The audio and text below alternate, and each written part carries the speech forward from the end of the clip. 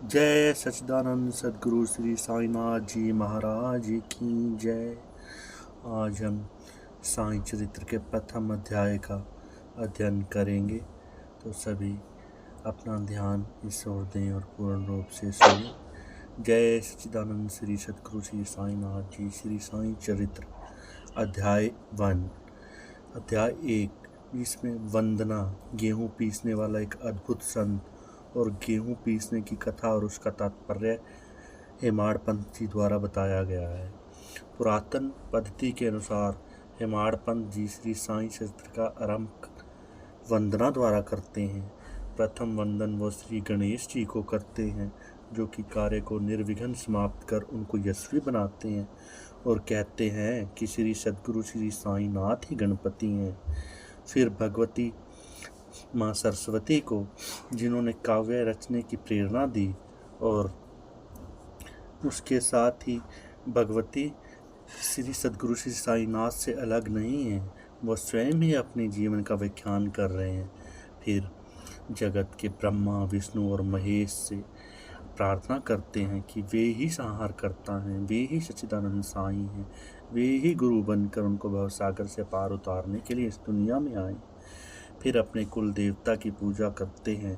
फिर उसके बाद हेमाडपंत जी श्री भारद्वाज मुनि को, जिनके गोत्र में उनका जन्म हुआ है, उसके पश्चात ऋषियों को, जैसे कि भृंग, पराशर, नारद इत्यादि ऋषियों को नमन करते हैं।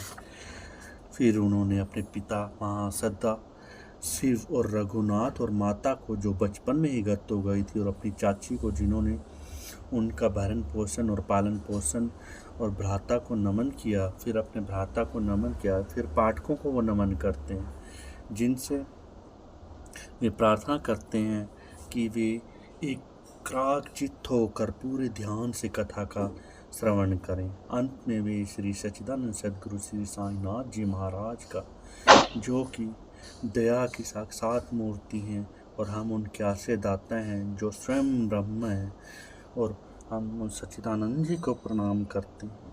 सर्वश्री, पराशर, व्यास और सांडिल्य आदि के समान भक्ति के प्रकारों का संक्षेप में वर्णन कर ग्रंथकार महोदय हेमाडपंत निम्नलिखित कथा का प्रारंभ करते हैं। गेहूं पीसने की कथा। सन 1910 में मैं प्रतिदिन की तरह प्रातःकाल श्री साईं बाबा जी के दर्शनार्थ करने के लिए द्वारका माई, जो कि उस समय मस्जिद के नाम से प्रसिद्ध थी, में गया। वहाँ का दृश्य देखकर मेरी आश्चर्य का ठिकाना ना रहा। साईं बाबा जी ने मुंह हाथ धोने के पश्चात चक्की पीसने की तैयारी करने लगे। उन्होंने फर्श पर एक दरी का टुकड़ा बिछाकर उस पर हाथ से पीसने वाली एक चक्की रखी। फिर उसमें गेहूं डालकर पीसना आरंभ कर दिया। मैं सोचने लगा कि बाबा के चक्की पीसने का क्या लाभ है। उनके पास तो कोई भी नहीं है, वे तो अपने निर्वाह भी भिक्षावृत्ति से ही करते हैं। इस घटना के समय उपस्थित वहाँ पर अन्य लोगों की भी ऐसी ही धारणा थी, परंतु बाबा से पूछने की हिम्मत किसी को नहीं थी। बाबा ने चक्की पीसने का समाचार जो है वह पूरे गांव में ही तुरंत फैल गया, और बाबा को चक्की पीसते हुए देखने की विचित्र लीला को देखने हेतु तुरंत ही लोग, नर नारी और अन्य भीड़ मस्जिद की ओर दौड़ पड़ी।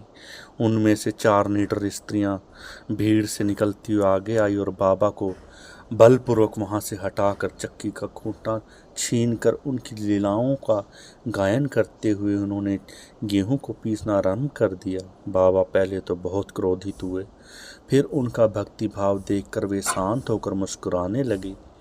पीसते पीसते उन स्त्रियों के मन में विचार आया कि बाबा के तो ना तो घर द्वार है, ना ही कोई इनके बाल बच्चे हैं, और ना ही देख रेख करने वाला है। हमारे अलावा इनका और कोई है ही नहीं। वे स्वयं भी भिक्षा मांग कर अपना गुजारा करते हैं, तो उन्हें भोजन बनाने के लिए आटे की आवश्यकता ही क्यों है। बाबा तो परम दयालु हैं, हो सकता है वो ये आटा हम सब के लिए ही पीस रहे थे और अब हमें ही दे दें। इन विचारों में मगन रहते रहते, गीत गाते गाते उन्होंने सारा का सारा आटा पीस दिया। तब उन्होंने चक्की को हटाकर आटे का 4 समान भागों में बंटवारा कर लिया और अपना अपना भाग लेकर वहाँ से जाने को तैयार हो गई।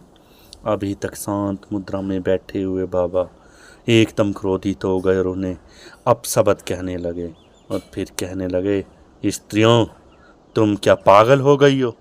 क्या ये तुम्हारे बाप का माल है जो इस तरह लेकर जा रही हो, या तुमने मुझे कोई कर्ज दिया हुआ है जो इतनी आसानी से उठाकर मेरा सामान लेकर जा रही हो?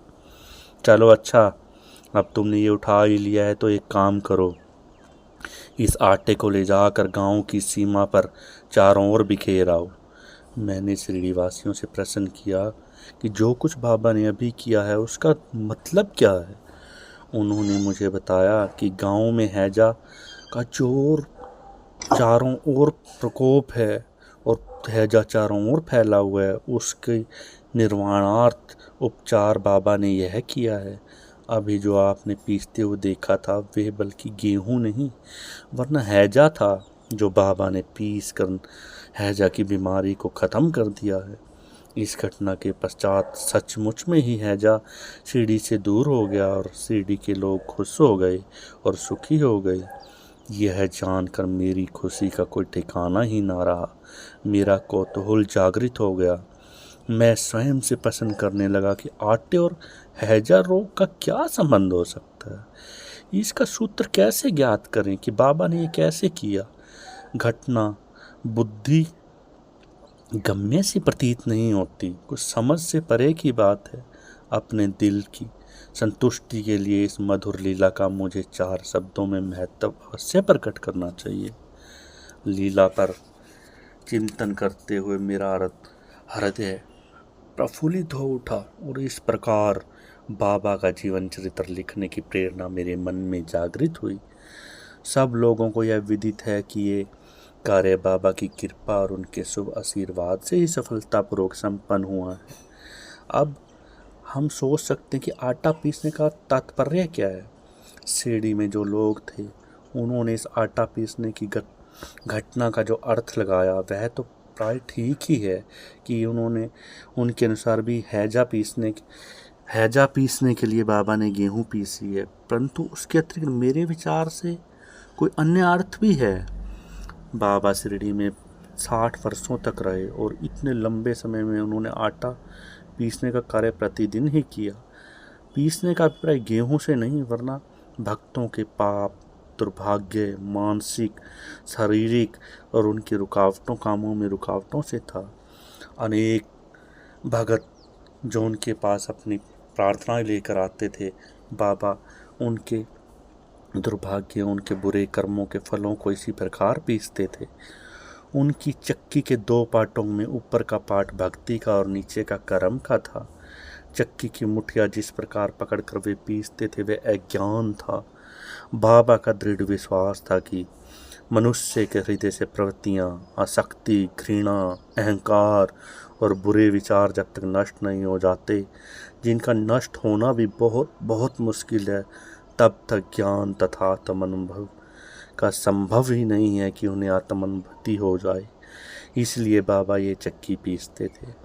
यह घटना कबीर दास जी की इस के तदनुरूप घटना की याद दिलाती है। कबीर दास जी एक स्त्री को अनाज पीसते देखकर अपने गुरु से कहने लगे, मैं इसलिए रो रहा हूँ कि जिस प्रकार अनाज चक्की में पीसा जाता है उसी प्रकार मैं भी भव सागर रूपी चक्की में पीसे जाने की यातना का अनुभव कर रहा हूँ।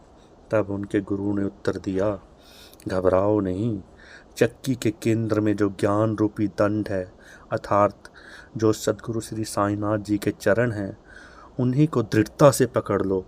जिस प्रकार तुम मुझे करता देख रहे हो उससे दूर मत जाओ, बस केंद्र की ओर ही अग्रसर हो जाओ, अर्थात शिरडी की ओर ही अग्रसर हो जाओ, अर्थात साईं बाबा के चरणों की ओर ध्यान रखो। तब यह निश्चित है कि तुम इस भवसागर रूपी चक्की से अवश्य ही बच जाओगे। सच्चिदानंद सद्गुरु श्री साईनाथ जी तुम्हें इस भवसागर से पार ले जाएंगे। वो तुम्हारे इस सांसारिक दुखों का नाश करते हुए तुम्हें एक दिन मुक्ति दिला देंगे। बोलो जय सच्चिदानंद सद्गुरु श्री साईनाथ जी महाराज की जय। इसी के साथ ही सद्गुरु श्री साईनाथम पूर्णमस्तु। शुभम भवतु। प्रथम अध्याय समाप्तम। जय सच्चिदानंद जी की जय हो।